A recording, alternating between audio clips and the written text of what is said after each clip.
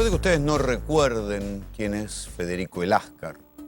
Algunos, los que hayan seguido un poco más todo aquello que se llamó la ruta del dinero K, puede que sepan de quién estoy hablando. Federico Eláscar junto con Leonardo Fariñas terminaron procesados por lavado de dinero.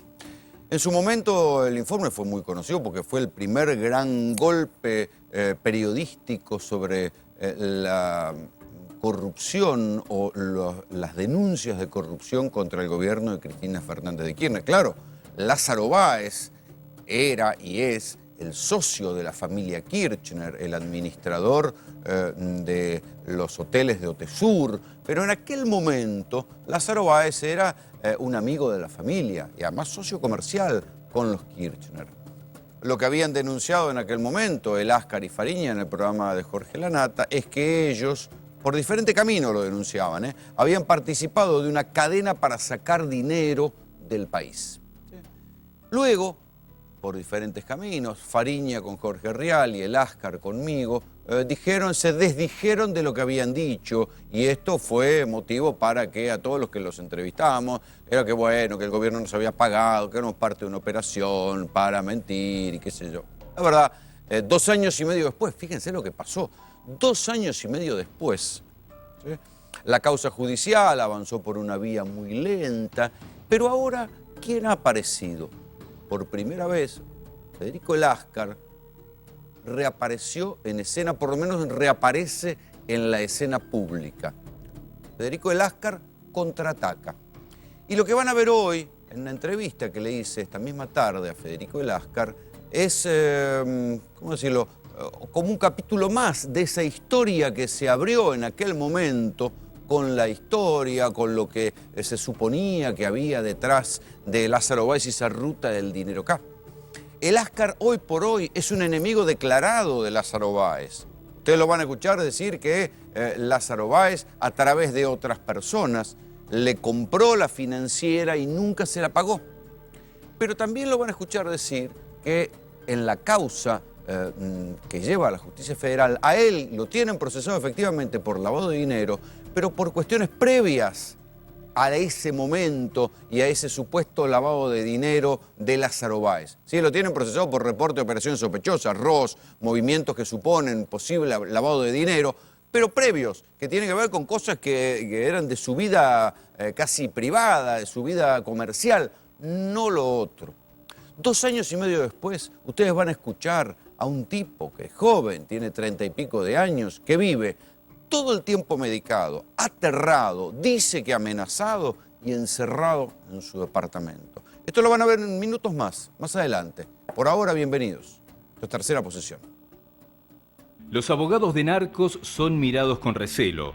Defienden a delincuentes como lo hacen la mayoría de sus colegas, pero viven de otra manera.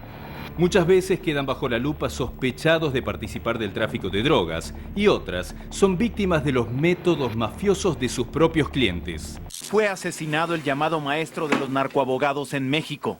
Américo Delgado fue sorprendido en su domicilio en Toluca, en el Estado de México, por al menos 3 sujetos que iban armados. En vida dijo a Univisión que no tenía miedo de defender a los jefes del narcotráfico, que están en prisión, entre ellos Juan García Ábrego, Benjamín Arellano, Osiel Cárdenas, Rafael Caro Quintero y recientemente Alfredo Beltrán Leiva, el Mochomo.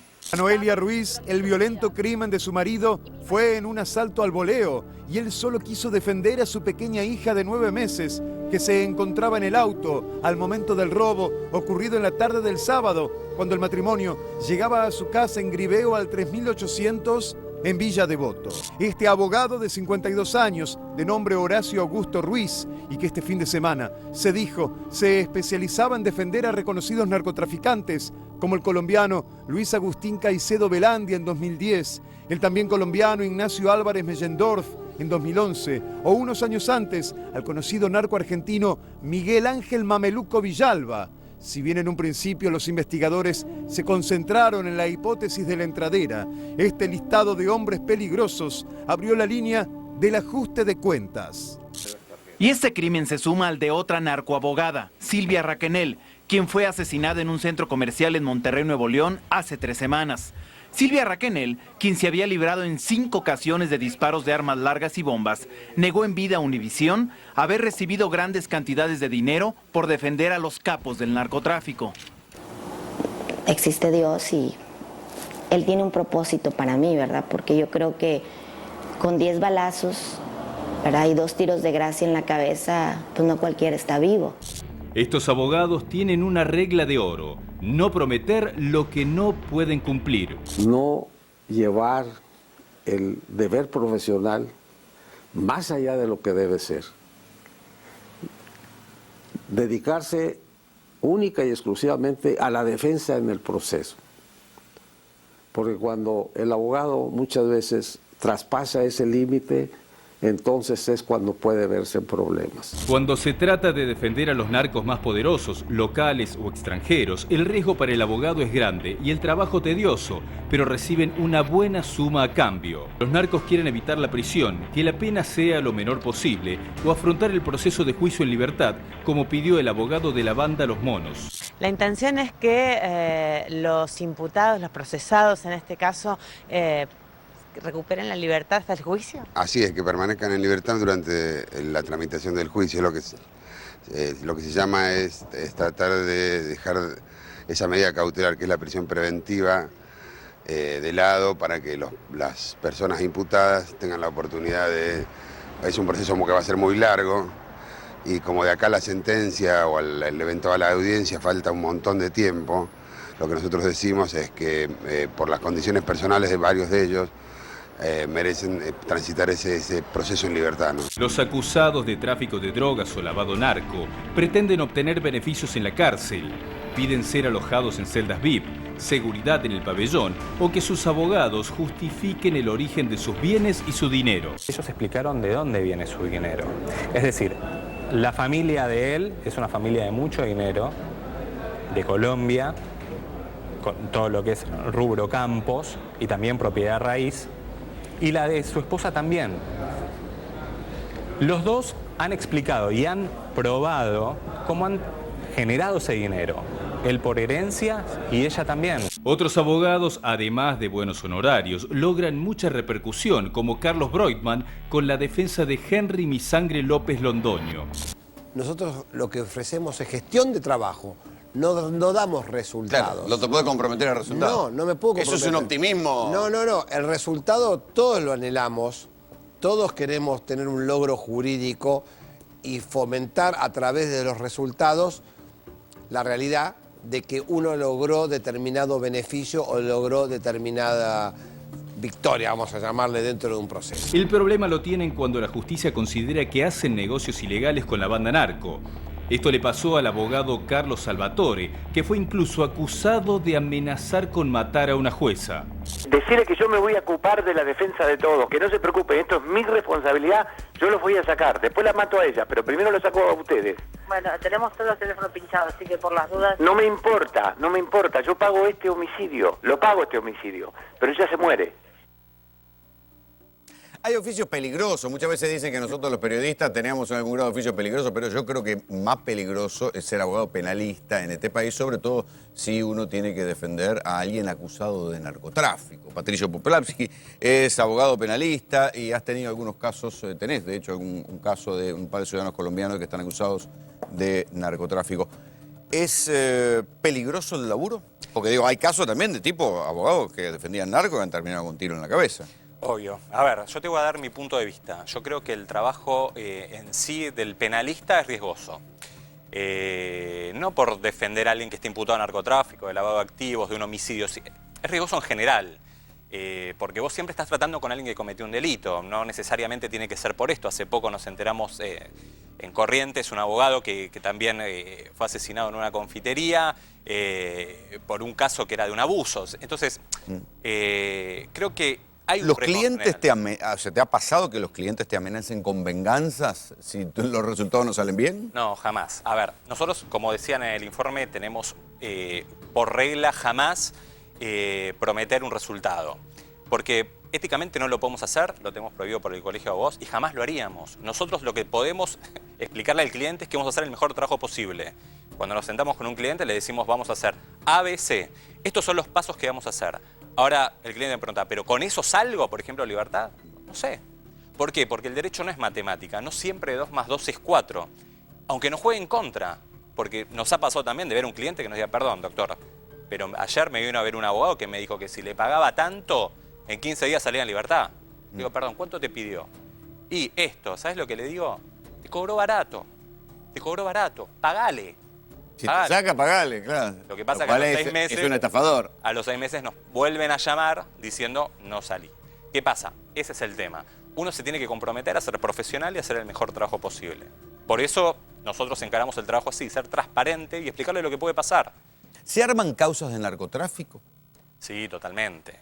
¿Se arman o es una chicana de ustedes? No.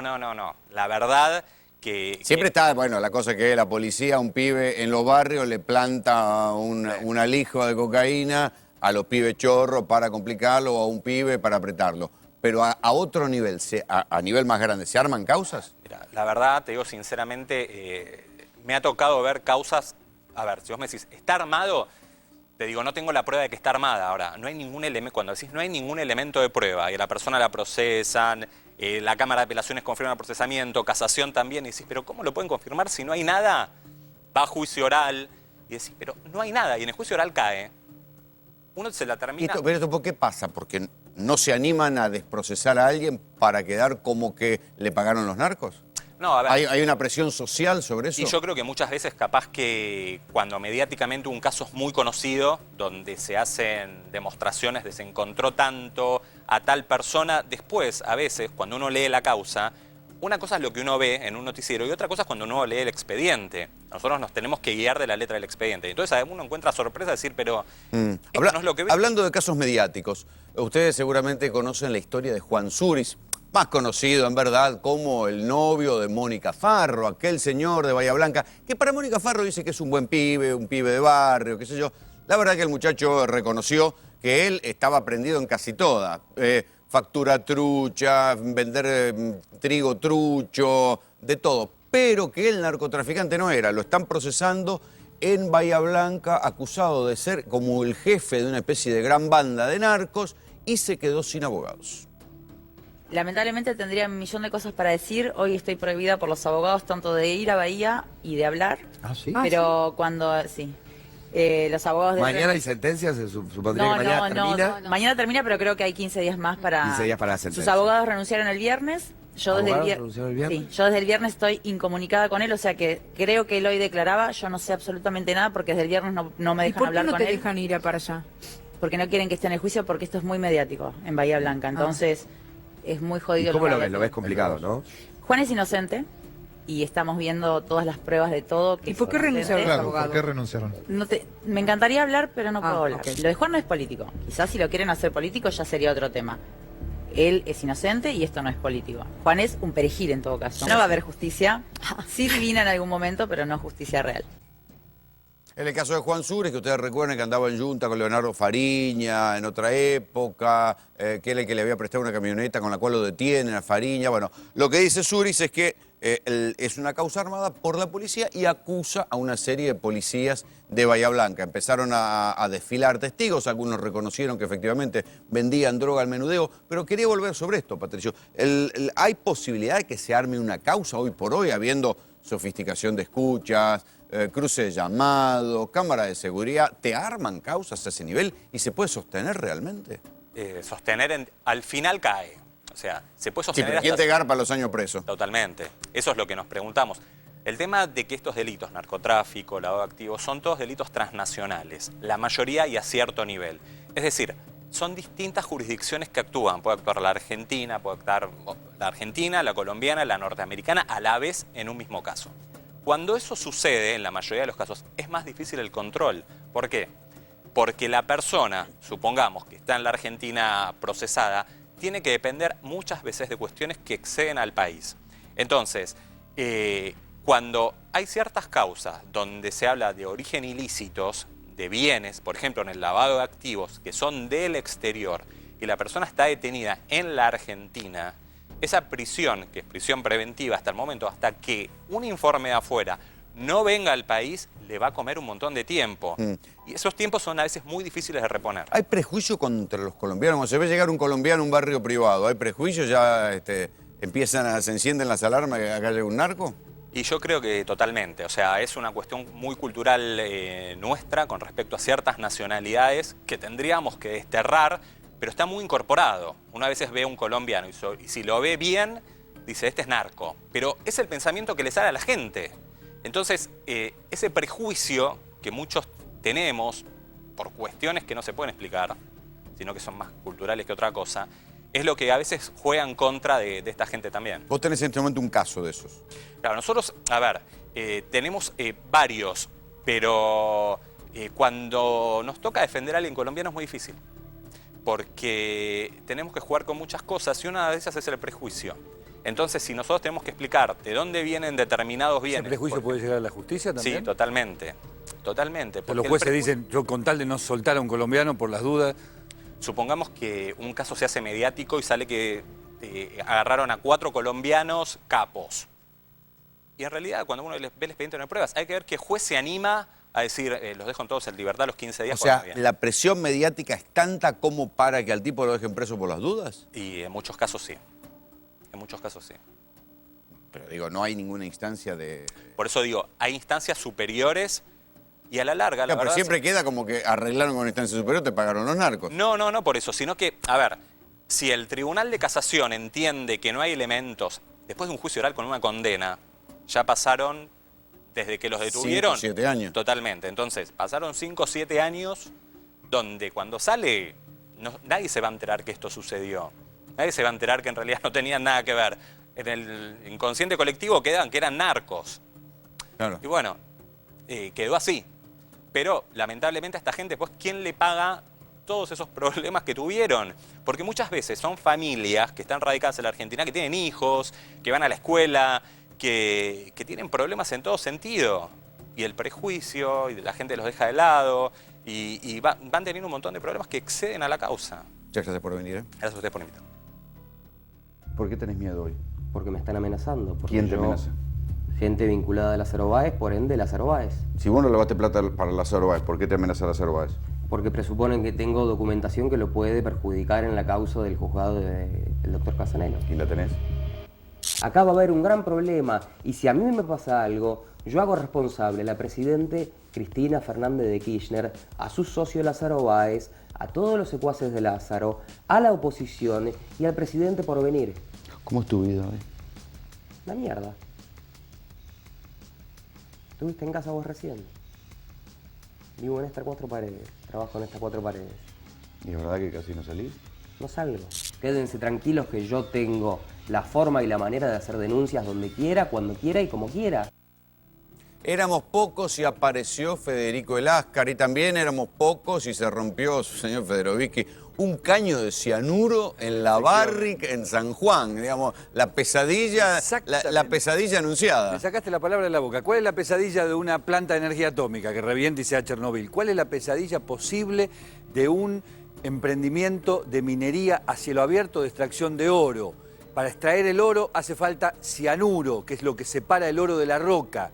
¿Cuál es la pesadilla? Que se rompa un caño y que el temor de toda la gente alrededor de ese emprendimiento minero se confirme, que el cianuro pueda contaminar el agua y el suelo. Esto es lo que acaba de pasar y se acaba de confirmar en la mina de Veladero, en San Juan, que explota la minera canadiense Barrick, que tiene flojedad de papeles por donde uno lo mire en todo lugar del mundo. ¿En qué punto está eso? Los papeles de la Barrick, porque digo, fue muy criticado, Chile le canceló un permiso del otro lado de la cordillera, con lo cual... Aclaremos ese punto. Iba a quedar caído la cuestión de la Barrick acá también. Bueno, ese punto central.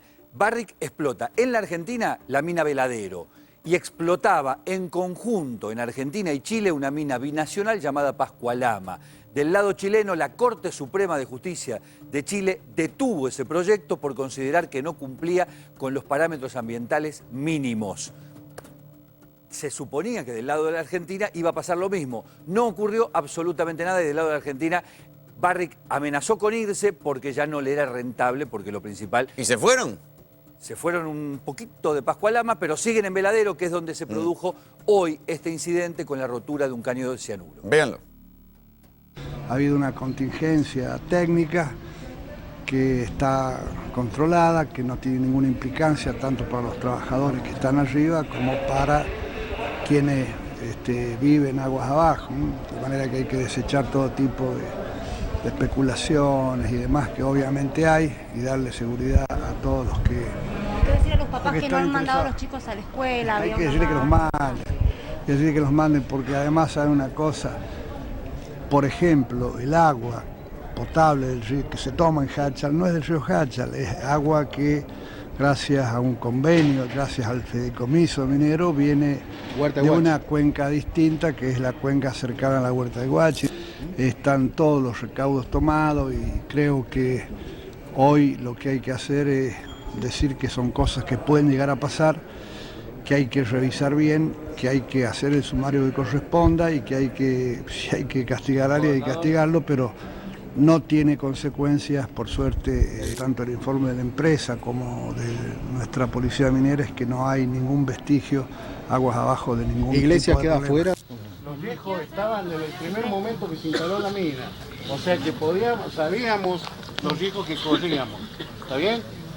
Hoy que pasa esto, recién venimos a abrir el parado, a ver qué solución le podemos dar.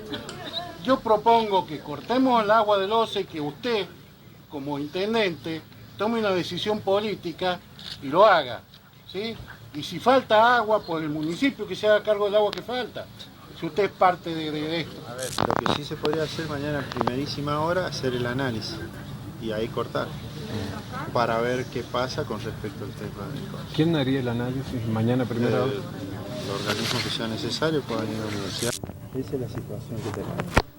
El problema grave es el desabastecimiento que podemos generar y las consecuencias que podemos generar también el hecho de no tener agua. ¿Quién dice la verdad, quién miente, Sergio? En realidad, el punto es para qué se usa el cianuro y cuál es el temor que tiene la gente. La minería a cielo abierto, que no es la minería tradicional, es la minería que se usa hoy para separar el oro de la roca porque no hay más veta, no hay ley, es decir, el oro no está en veta, sino que está diseminado a lo largo de la montaña, genera dos tipos de temor. El primero es porque se vuela literalmente la montaña, se arrasa con ella como se veía recién en el tape. Ahí, eso que se está viendo es cómo se extrae... La destrozan, la morfan. montaña, literalmente. Luego esa montaña o lo que quedó de ella se pasa por una solución de agua con cianuro y se separa el oro del resto de la roca. El oro flota, se lo saca y se lo exporta. ¿Cuánto cianuro se usa? Bueno, el cianuro queda en piletas de lixiviación, queda contenido supuestamente durante muchísimo tiempo. Ese cianuro se evapora, se recicla, ¿dónde va a parar? Se concentra en una pileta de lixiviación y luego se lo supuestamente recicla y se lo limpia. Tengo en línea a Milena Olivares, que es vecina de Háchal. Milena Graña te habla. Buenas noches, ¿me escuchás? Buenas noches. Bien, ¿qué es lo que pasó y qué es lo que saben ustedes de lo que está pasando con este derrame de cianuro ahí? Bueno, anoche, sobre las 10 de la noche más o menos, se alarmó la población por un mensaje de WhatsApp que alertaba a la gente a no tomar agua ni usarla para consumo humano porque había habido un derrame de una solución cianurada. En principio se hablaba de cianuro y mercurio, no tenemos precisiones acerca de qué fue lo que realmente... Ahora, ¿cómo es el caño? ¿Se sabe cómo es el caño exactamente? ¿Un caño de qué tamaño? ¿Por dónde pasa? ¿Están arriba en la montaña? ¿Baja? ¿Alguna precisión les dieron? No, ninguna precisión sobre eso. Lo único que nos dijeron es que nos quedáramos tranquilos. Cuestión que es imposible porque... ¿Pero ustedes se enteraron por una versión oficial o por un rumor? Porque no, por un hoy rumor, apareció el gobernador, pero primero vino el rumor. No, fue un rumor a las 10 de la noche cuando el accidente en la mina había sucedido a las 10 de la mañana. Durante 12 horas no se conoció nada. Fueron algunos empleados mineros, según lo que se dice, que fueron los que le trataron a sus familiares y bueno, de ahí se armó la bola que no se pudo parar. Claro, pero y ahí tuvieron que salir las autoridades a decir lo que había pasado. Sí, si no, les decía nada. Sí, como a las 10 más o menos, salió un comunicado de la empresa. Minería, el Ministerio de Minería ni Policía Ambiental no dijeron absolutamente nada. El gobernador salió a las 10 de la mañana por comunicación telefónica acá en los medios de San Juan, Milena, diciendo qué es lo que había sucedido. Una pregunta. ¿Ustedes tienen como asamblea o como pobladores o lo que fuere algún tipo de participación en el control, en el monitoreo, en la información, etcétera, de lo que ocurre en la mina de Veladero? Mira, en teoría desde el 2003, donde se prometió control por parte de los pobladores, yo no tengo conocimiento de nadie, de ningún poblador de Háchal que haya subido a la mina a hacer los controles. Nosotros estamos organizados, hay una asamblea que se llama Háchal no se toca, que surgimos este año a raíz de una mina de uranio que se pretendía explotar en un área protegida, y nosotros en comunidad con la gente de Háchal y con la gente de San Juan somos los que estamos más o menos tratando de que se nos dé algún tipo de intervención para conocer qué es lo que ha pasado. ¿Cómo viven ahí? Pero no hay control participativo como anuncia la minera, no lo hay. ¿Cómo viven ahí? Eso quiero dejarlo claro. ¿Cómo viven ahí ustedes? ¿Cómo es el día a día? ¿Toman agua de la canilla? ¿No? ¿En los cultivos hay problemas? ¿No? Sí. Actualmente hay un acceso restringido del agua por parte de los productores hachaleros, de los agricultores. Se calcula extraoficialmente que la mitad del río va para la minera y el resto de agua de muy mala calidad, que siempre la hubo, pero a raíz de la explotación minera es aún de peor calidad. Esa agua es la que se destina a los cultivos, o sea, la mitad que se destinaba antes, cuando Háchal era uno de los mayores productores de cereales y de cebolla de Argentina. Es más, es conocido por sus molinos, los molinos harineros que existían antes. Ahora ya no se puede, no hay. O sea que para que exista la minera arruinaron la agricultura de Háchal. Por supuesto, sí, sin ninguna duda. Qué bárbaro. Milena, muchísimas gracias por el contacto, te mando un abrazo. Gracias a ustedes. Déjame que te dé dos datos y termino con esto, para que se entienda esto de la competencia desleal de la minera por el agua y la presencia del cianuro. La minera consume 110 litros de agua por segundo. 110 litros de agua por segundo, el equivalente a lo que consumiría aproximadamente 20.000 personas a lo largo de un día. Y el segundo dato, Barrick sube a Veladero, a la mina, 2 toneladas de cianuro por día. Es una barbaridad, es inmanejable. Un biólogo norteamericano llamado Jared Diamond, que ganó un Pulitzer por un libro que se llama Colapso, donde contó el tema de la minería en Montana, en los Estados Unidos, donde está prohibida producto de un referéndum, se hace una pregunta al comienzo del libro. Dice, en una explotación que consume, en ese caso, 300 litros de agua por segundo y 11 toneladas de cianuro por día, ¿no es lógico que la gente tenga miedo? Sí. ¿A dónde va a parar el cianuro? Bueno, al agua. Hoy se acaba de confirmar por qué la gente tiene cierta razón en tener miedo. En el conurbano, ustedes saben cómo es el paisaje, hay muchos lugares donde hay barrios cerrados y al lado barrios muy humildes, muchas veces villas de emergencia. De esa convivencia, de ese choque entre clases sociales, muchas veces hay peligros. Esta historia que les voy a contar sucedió en la localidad de Moreno, uno de los lugares donde este contraste es más fuerte. Un barrio cerrado, el barrio San Diego, uno de los más ricos de la Argentina, fue vulnerado en su seguridad hoy por unos muchachos a los que llaman los topos, porque con túneles lograron sortear 3 alambrados. ¿Por qué tenés miedo hoy? Porque me están amenazando. ¿Quién te amenaza? Gente vinculada a Lázaro Báez, por ende Lázaro Báez. Si vos no levaste plata para Lázaro Báez, ¿por qué te amenaza Lázaro Báez? Porque presuponen que tengo documentación que lo puede perjudicar en la causa del juzgado del doctor Casanelo. ¿Y la tenés? Acá va a haber un gran problema, y si a mí me pasa algo, yo hago responsable a la presidente Cristina Fernández de Kirchner, a su socio Lázaro Báez, a todos los secuaces de Lázaro, a la oposición y al presidente por venir. ¿Cómo es tu vida hoy? Una mierda. ¿Estuviste en casa vos recién? Vivo en estas 4 paredes, trabajo en estas 4 paredes. ¿Y es verdad que casi no salís? No salgo. Quédense tranquilos que yo tengo la forma y la manera de hacer denuncias donde quiera, cuando quiera y como quiera. Hasta no hace mucho tiempo, aquel que quería guardar riquezas o elementos de valor optaba por las cajas de seguridad de distintos bancos. Sin embargo, esa costumbre fue desapareciendo. Primero fue por el corralito del 2001. No va a haber ninguna sorpresa, ni monetaria, ni cambiaria, ni fiscal. Hemos tenido que adoptar una medida transitoria de limitación a la extracción de dinero en efectivo. Y solo se podrá hacer durante este periodo de 90 días por cifras de 250 pesos semanales. La gran estafa financiera fue el Corralito, perpetrada por Domingo Felipe Cavallo, junto en el gobierno de Fernando Larrúa, en alianza con el sistema financiero para perjudicar a los que tenían los depósitos en los bancos. Más tarde aparecieron los robos particulares a las cajas de seguridad de distintos bancos. En el subsuelo, fuera de la habitación de archivo, estaban las cajas de seguridad, que era el verdadero objetivo de todo este robo. Estas son las primeras imágenes del robo al Banco Provincia, donde se observa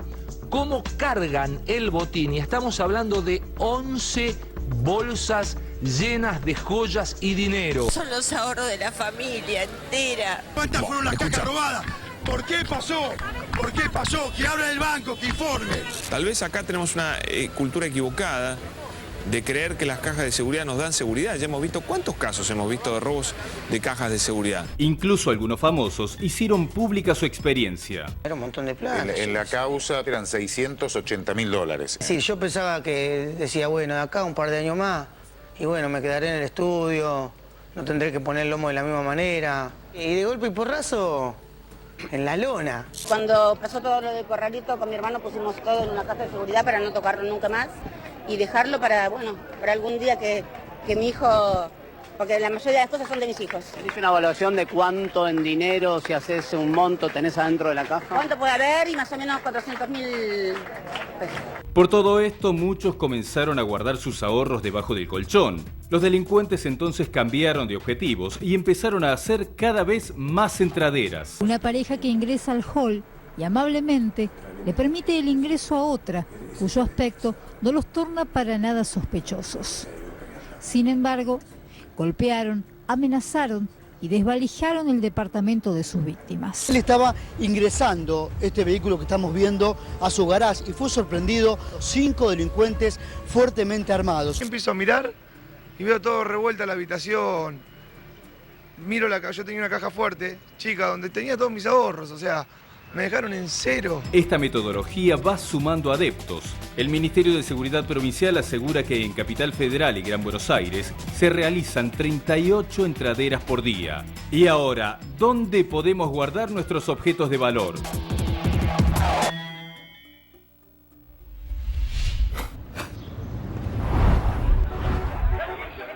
Accede al auto que quieras con la mejor financiación. Global Autos, 0800-333-1950, globalautosweb.com. Héctor Mucio es especialista en seguridad. ¿Por qué la gente sigue guardando las cosas de tanto valor en las casas? Bueno, a ver... ¿Es el reflejo del 2001 todavía? Claro, según este informe hay efectos que quedaron en la conciencia no deseados de todo este sistema perverso que recién el informe bien explicaba. Ahora, si tengo que aconsejar, aconsejo un 100% que dejen la plata en el banco, por el deber de cuidado que tiene el banco, por ese resguardo que tiene el banco. El resultado es la seguridad que ofrece el banco al cliente. Hoy tener el dinero debajo del colchón, metafóricamente hablando, o en un cofre de seguridad, por más que esté oculto en nuestra casa, ante la amenaza y la violencia que venimos sufriendo todos los ciudadanos por parte de la delincuencia, en algún momento van a llegar a donde está ese botín escondido. Sí, entonces, o alguien lo va a decir, claro, alguien que va a soplar, o alguien va a venir y te va a apretar hasta que lo entregues. Seguramente, porque le va la vida. Entonces, en ese momento, el cónyuge, el hijo y demás le va a decir, por favor, dale lo que están pidiendo, y se lo va a dar. Entonces... Te contrapongo un argumento que escuché muchas veces en Brasil, ¿no? En Brasil, donde obviamente, viste que la escuela del delito siempre se inventa en Brasil y después viene la modalidad para acá. En Brasil lo que decían era que recomendaban incluso, tenga algo de dinero, porque si los delincuentes entran a su casa y usted no tiene nada, es muy factible que mientras lo van apretando le corten un dedo, le violen un hijo, hasta que entregue algo porque piense que usted le está escondiendo algo. Claro, Rolando, pero ya no se quedan con el peaje, eso se llama peaje en la jerga, no se quedan con eso, van por todo, y el van por todo en ese segmento te va la vida, o la integridad física. Entonces digo, ¿es necesario tener ese dinero, ese botín en nuestras casas? No, si lo podemos tener en un cofre de alquiler. El cofre de alquiler está reglamentado. Hoy, a partir, obviamente, la seguridad en Argentina es reactiva, funciona mal el orden público, el mantenimiento de la seguridad pública, el mantenimiento de la prevención del delito. Y de vez en cuando voltean unas cajas de banco. Claro, pero a partir, lamentablemente, del caso Carolina Pi, por lo que le costó el bebé a Isidro, es decir, la superintendencia del Banco Central interpuso medidas mínimas de seguridad y ¿qué hizo la ley, la nueva ley de seguridad bancaria? Los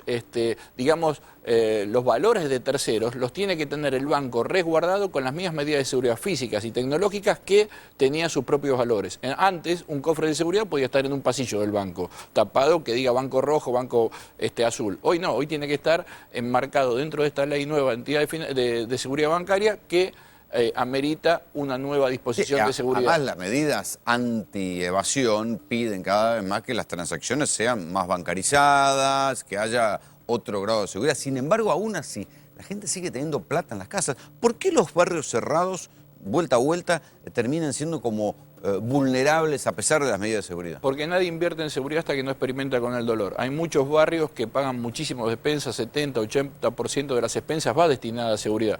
Pero tienen una comisión asesora, tienen un asesor externo de seguridad que le diga, a ver, esta empresa de seguridad, por más que cumpla con la 12.297, que es la ley de seguridad privada de la provincia de Buenos Aires, la 19.13 en Capital Federal. Bueno, los barrios están todos en la provincia, con lo cual tiene que incumplir esta ley, la 12.297. Además que cumplen con esas medidas, además de eso, tendrían que estar controlados, porque a veces, como ocurrió acá, esta medida de seguridad tecnológica, ¿qué es? Un sensor sobre el tejido, un sensor en ese anillo perimetral, no tiene otro tipo redundante de seguridad que avise preventivamente a la seguridad humana que tiene que estar resguardada en un búnker de seguridad. Tal vez no lo tienen. Entonces estamos pagando muchísimo de seguridad privada en un barrio cerrado y de alguna manera, es decir, depositamos la confianza en esos vigiladores privados y no lo cubren. Muchas gracias por venir. A ustedes. Ahora sí, lo prometido. Federico Eláscar, el hombre acusado de ser un eslabón de aquella ruta del dinero acá, que habló 2 veces por televisión. La primera cuando hizo una denuncia, 4 días después cuando se contradijo. 2 años y medio después, contraataca. ¿Quién es Federico Eláscar hoy? Él mismo se reconoce que está bajo tratamiento psiquiátrico, aterrado por amenazas. Dice que él no integró, que no formó, que no sacó plata de ese engranaje de corrupción atribuido al gobierno, pero sí acusa a Lázaro Báez. Hace 2 años y medio el país se sacudió cuando vos apareciste en el programa de Jorge Lanata contando lo que sabías de los vínculos de Lázaro Báez con una empresa que te había comprado a vos una financiera. 2 años y medio después, 4 días después, diste una entrevista conmigo donde te retractaste de eso. ¿Qué pasó en estos 2 años y medio? ¿En qué punto está la causa hoy y por qué hoy tenés miedo? Bueno, la causa hoy en día básicamente está frenada, a mi entender o a mi parecer. Por supuesto que todo lo que yo te digo desde mi punto de vista. ¿Por qué para mí está frenada? Los hechos por los cuales a mí se me imputa y luego se me procesa básicamente son pagar tarjetas de crédito mías, contratar seguros para un auto, 2 autos en realidad, pagar una comisión inmobiliaria y hacer una transacción con mi madre. ¿Esas son las cosas por las cuales vos estás procesado por lavado de dinero? Exactamente, hechos que son completamente exógenos al componente Lázaro Báez en mi vida. Y además atemporales. ¿Por qué? Porque son hechos del año 2007, 8, 9 y 10. Lázaro Báez, ¿cuándo surge? 2011 en adelante. Por eso yo considero que el procesamiento mío es injusto. Primero porque no es que cuando apareció el señor Lázaro Báez en mi vida de manera interpósita, yo estaba pidiendo monedas en la calle, no. ¿Vos tenías una financiera? Yo tenía una financiera que era SGI, mi padre tenía empresas que eran Bademecum y Badelux, con más de 10.000 empleados, facturaba decenas de millones de dólares por año, y no lo digo a ver de manera engreída. Yo al juzgado he llevado y he facilitado declaraciones juradas, he llevado copias de escrituras, he llevado donaciones en vida. Con lo cual esto yo he podido justificar. Yo sé dónde vas, a que decir que vos tenías plata y que no lavabas plata misteriosa. No necesitaba de eso. Si uno fija y analiza los hechos míos, los hechos de Fariña, los hechos de Molinari, los hechos de Báez y de todos los imputados, Ningún hecho tiene conectividad con otro hecho. Vos lavaste plata para Lázaro Báez. Porque esta es la pregunta fundamental. ¿Qué hiciste vos con tu plata? Es de interés menor. ¿Vos lavaste plata para Lázaro Báez? No. Esto no se probó en la causa. No se ha probado y no se va a probar. ¿Y por qué tenés miedo hoy? Porque me están amenazando. ¿Quién te amenaza? Gente vinculada a Lázaro Báez, por ende Lázaro Báez. Si vos no lavaste plata para Lázaro Báez, ¿por qué te amenaza Lázaro Báez? Porque presuponen que tengo documentación que lo puede perjudicar en la causa del juzgado del doctor Casanelo. ¿Y la tenés? Sí la tengo. Decís que quisiste ampliar la indagatoria y no podés ampliar la indagatoria. No la puedo ampliar, o sea, yo intenté ampliarla el año pasado y empezaron con amenazas verbales en la calle, con amenazas por correo, por amenazas por mensaje de texto, múltiples ocasiones, pero ¿qué voy a hacer? ¿Denunciarlas? Hay algo que no entiendo. Si vos no formaste parte de eso que se llamó la ruta del dinero K, la salida de plata de Lázaro Báez al exterior, ¿sí? ¿Por qué te amenazaría Lázaro Báez? Porque quizás yo contengo información de mis empresas, la cual ha tenido su nacimiento, por así decirlo, a posteriori de que yo vendí las empresas. ¿Vos pensás que Lázaro Báez es quien te compra a través de Pérez Gadín, de ninguna Testaferro, duda, pero acá hay algo muy empresa? importante, acá hay algo muy importante que recalcar, Rolando, y es lo siguiente. El juez Casanelo me ha hecho esa pregunta y yo le he contestado, ¿conoce al señor Lázaro Báez? No. ¿Es el señor Lázaro Báez propietario de la empresa Helvetic Service Group? No. ¿Por qué? Yo tengo que separar lo objetivo de lo subjetivo. Lo que sé fácticamente y lo que creo, que es muy distinto. Vos me preguntás a mí, ¿creo que Lázaro Báez es dueño del Helvetic? Sí, no me cabe ninguna duda en A ver, creerlo. recordemos a la gente que el Helvetic Service Group es la empresa financiera que compra tu financiera. Sí, pero ¿por qué te digo esto? A ver, yo al juez no le puedo aseverar eso porque no lo sé, pero yo puedo creerlo y presuponerlo. ¿Por qué? Daniel Pérez Gadín, que fue la persona que negoció conmigo, es el vínculo directo con Lázaro Báez. ¿Y por qué es Esto que es así después... como lo sabés vos. ¿Por qué? Porque está en todos lados y porque además el señor Pérez Gadín ha negociado conmigo de parte del señor Lázaro Báez. Pérez Gadín es el que te compra la empresa. No, Pérez Gadín es el que negocia. El que me compra, que viene y firma del extranjero, es el señor Néstor Marcelo Ramos, apoderado del Helvetic. Y esa operación todavía quedó pendiente de su pago. O sea, a mí... ¿No te pagaron? No, nunca, jamás. Y yo no hago esto por una cuestión económica, porque la verdad me costó de vuelta Bueno, salir pero de en cero. su momento, acordate que en la entrevista que vos me das a mí, donde vos me reculás sobre lo que habías dicho en el programa de La Nata, me decís, yo quería que me paguen lo que me debían. Y no he todavía no logrado. te pagaron lo que te debían. No, jamás. ¿Y qué estás volviendo a apretarlos? No, ahora me están apretando ellos a mí, que es distinto. Porque ahora que yo tengo documentación que me exonera de culpa y cargo, y que digo, bueno, listo, fenómeno, no hay ningún tipo de acuerdo con esta gente porque esta gente se niega a pagar la deuda que tiene conmigo, yo accionaré penalmente con ellos. Pero esto no tiene nada que ver con el tema penal en el juzgado de Casanelo, que eso es muy importante también. Yo no quisiera que mañana, como ha sucedido tantas veces, salgan diputados, no importa quién, a hacer denuncias por mí. Quédense tranquilos que yo tengo la forma y la manera de hacer denuncias donde quiera, cuando quiera y como quiera, como cualquier ciudadano de este país. En donde yo tenga las garantías suficientes, haré las denuncias que tenga que hacer contra Báez y contra todo el clan de Báez. Ellos se quedaron con tu empresa. Por supuesto. Pero vos no sabés si es Báez. O presupones que es Báez. Lo van a tener que investigar cuando yo lo denuncie, porque yo tengo documentación suficiente para probar todos estos vínculos. Tengo grabaciones, tengo correos electrónicos y tengo testigos. O sea, vos querés iniciar una absolutamente causa todo. por estafa. Es que básicamente es lo que sucedió acá. Yo no estoy hablando del tema de lavado de dinero. La causa de lavado va a continuar. Tiene su cauce. ¿Vos lavabas plata para el gobierno? No, jamás. No he tenido nunca un cliente que haya sido parte del gobierno. Yo vendí mi empresa y se la vendo a alguien ligado al gobierno, socio de Néstor Kirchner, socio de Cristina Kirchner. Y me cagó. ¿Por qué? Porque es impune. Pero que sea impune en la Argentina no significa que sea impune en el extranjero. Yo acá adentro, en el país, la causa por lavado la voy a dejar que continúe como está continuando. Porque a mí, el día que termine la pericia contable, me van a tener que exonerar. Me van a tener que sacar los cargos por los cuales se me imputa. Porque claramente yo no he lavado dinero. Porque de vuelta, Rolando, a mí se me cita indagatoria por reportes de operación sospechosa, que no son ni más ni menos que ir a pagar una tarjeta de crédito en efectivo. Entonces, esto es como que yo te diga a vos, mirá, te estoy acusando de asesinato, pero te voy a llamar indagatoria porque te cruzaste un semáforo en amarillo. ¿Qué tiene que ver que yo pague una tarjeta de crédito en el 2007 en efectivo con lavar plata de Lázaro Báez en el año 2011? Nada. Bueno, básicamente Está bien, estoy procesado por eso. pero es que el escándalo, y por eso la causa era sexy, digamos, la causa de tu historia era sexy. Bueno, pero a ver, porque si yo a la hablando nata de... no le vendía un montón de cosas que la nata compraba con el factor Fariña, que es un tipo místico, Bueno, obviamente. místico no creo, muy místico. No, que se lo vea, no. Místico en cuanto al origen de sus fondos y la manera de manejarse en la vida. Místico. ¿Qué en ese pensás hoy de sentido. Fariña? ¿Cómo? ¿Qué pensás hoy de Fariña? No voy a Preso. hablar de Fariña. No. Yo vengo a hablar de lo que me está pasando a mí ahora y ni más ni menos que eso. O sea, de las amenazas constantes. A ver, vamos a pasar un poco en limpio qué dice el Ascar en esta primera parte de la entrevista.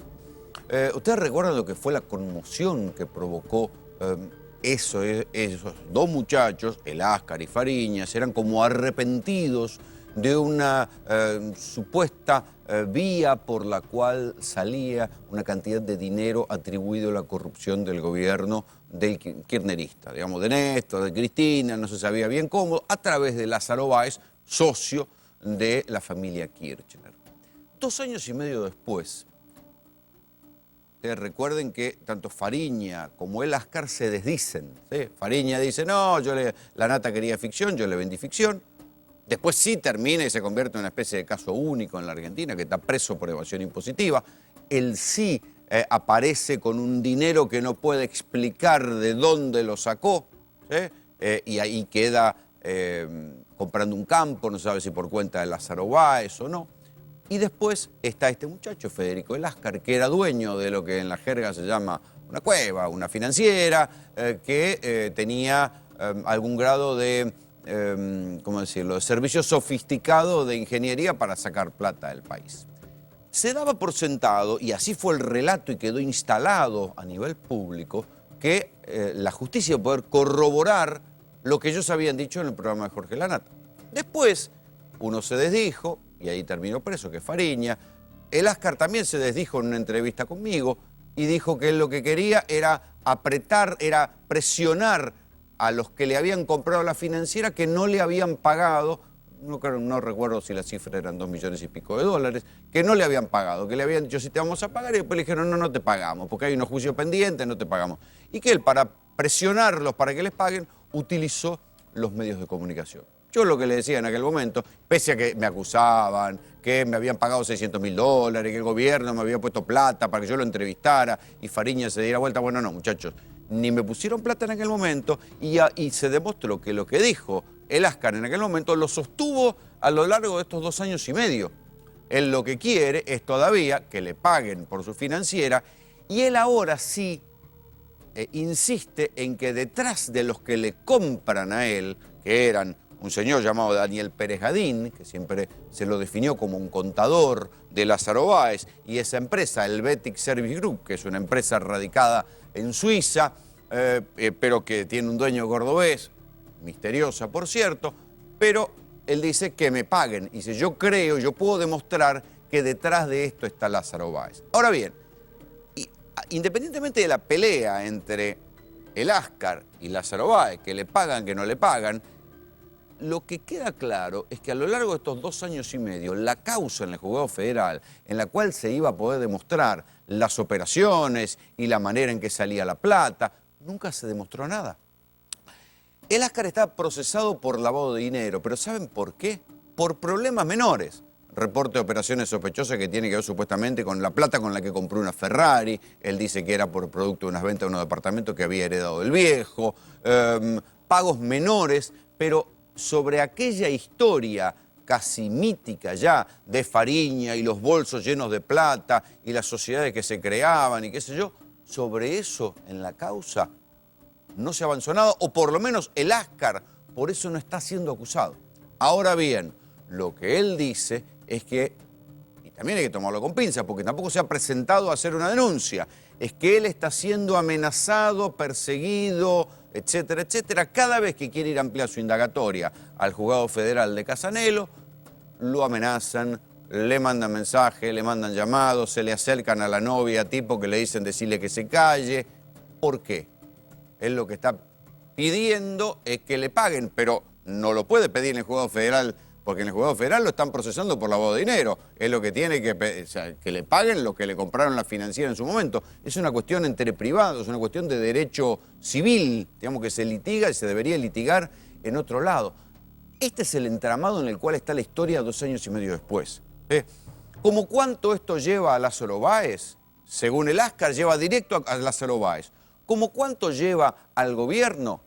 Y hay que ver, porque lo que él dice es que él puede probar que Lázaro Báez le robó la empresa, pero lo que no está claro ni se avanzó es aquello que se daba por sentado, que había un gran ducto que sacaba la plata del país. De eso en la causa del juzgado federal, por ahora no hay nada, no hay nada. Quiero que vean, mañana les voy a presentar la segunda parte de esta entrevista con más detalles de lo que dice el Ascar. Pero quiero que veamos esto. Es un episodio de inseguridad. Y una pregunta de sentido común. ¿Por qué en los casos de inseguridad las herramientas periciales, las búsquedas serias de huellas digitales, de rastro de ADN, solamente se activan cuando hay un muerto? En verdad debería ser al revés. Cuando hay un robo es que hay que buscar al tipo que está robando para que después no termine matando. En la Argentina las cosas se hacen al revés.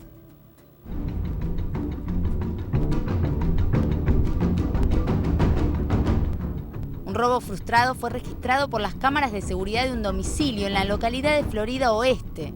Un hombre fue sorprendido por 2 delincuentes mientras guardaba su auto. Los ladrones intentaron llevarse el vehículo, pero no lograron arrancarlo y escaparon efectuando un disparo. La víctima salvó su vida. Yo sabía que él estaba ahí con estos 2 locos armados. Lo estaba viendo, pero si yo abría la puerta se me iban a meter. Y había uno que estaba muy loco apuntando con una pistola grande, que no sé qué calibre era. Y ya sufrimos un robo. La verdad que si se llevan las cosas, uno tiene seguro, lo recupera, más, menos, lo mismo. Pero la vida no, ¿viste? Y nada, me dio mucho miedo. Lo más llamativo es que el delincuente que queda registrado en las cámaras de seguridad de Florida es reconocido por vecinos de la localidad de Bécar, que dicen haber sido víctimas de ese mismo delincuente horas antes del robo. Por la actitud, por su forma por su silencio, su forma de apuntar. Era lo mismo que me hicieron a mí cuando entraron detrás mío. En su caso, ¿el robo cuándo fue? El viernes a las 5:30 de la tarde. Y la acción es igual. Es igual. El modo de moverse, la gorra que tenía puesta, la actitud de apuntar y así, ¿viste? La intimidación. La forma de moverse. La actitud es amenazante, pero te mato, viejito, quédate quieto porque no te hagas ningún movimiento raro porque te sacudo, te mato, te dejo acá. ¿Viste? Es un momento que no.